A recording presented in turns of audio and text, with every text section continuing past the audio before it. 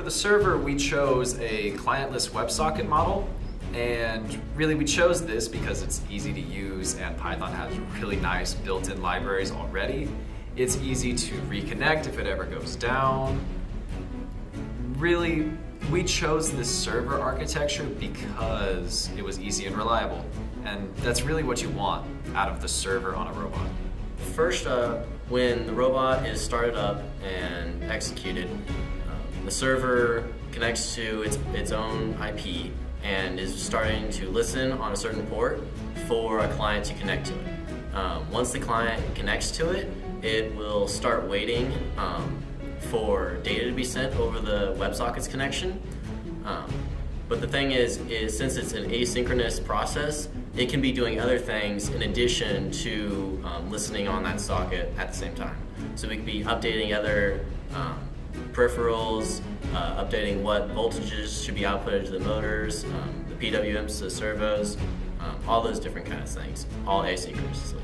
This year I've worked on the control systems that will send data from the controller to the computer that we will use to send the data to the Pi that will run the robot. We'll be using an Xbox controller this year. We'll be reutilizing a Python file that has been implemented in previous years to give us a baseline for the controller, and then we will fine-tune what parts of the controller we'll use for certain aspects of the robot based on the driver's preferences, what motors or servos need to be controlled by the controller, and then we'll use all that data to put together an efficient and ergonomic layout for the controller. Mostly I've done 3D modeling of parts for the robot, like for the claw, and 3D modeling the base and sides and tower to be laser cut.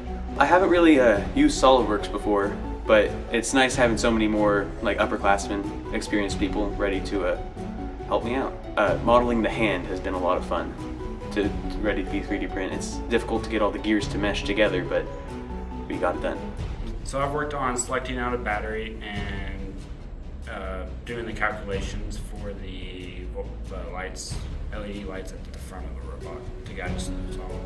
So with the lights, I had to calculate and test the voltage drop of the LEDs because they were not exactly the same as what the data sheet was. And then using that and combining that with the current that we could draw, I figured out what resistor we need to put with those. With the battery, I basically picked out like a voltage that will help drive all the components of our robot and make sure we supply enough current. My specific project for this robot has been designing a custom PCB and casing for the LED headlight. More generally, I'm also helping out working on the electrical layout and the wiring of the robot. I worked on the static and dynamic parts of the robot. By that I mean securing the tower of the robot correctly, so with cables and stuff, make sure it doesn't break and that it stays stable the entire time. And I've also worked on the design of the body, making sure it functions and can support the weight of the robot. Mostly I've been involved in selecting the drive motors and also the servo motors that will control the payload arm. I've also assembled the chassis of the robot. I think what I enjoy the most is just watching everything come together. When we laser cut the parts for the chassis, that was one of the most exciting moments for me. I really enjoyed witnessing that. Oh, I think the team has worked together spectacularly this year, and this is because I think we're all young, we're all somewhat inexperienced, but we're all on the same page in that we're all here to learn. Everyone is just trying to learn how to build a robot, they're all trying to become a better engineer, and they're all trying to make friends. And so when everyone is headed in the same direction, it's really easy to be a leader. And I think our team is headed in a great direction.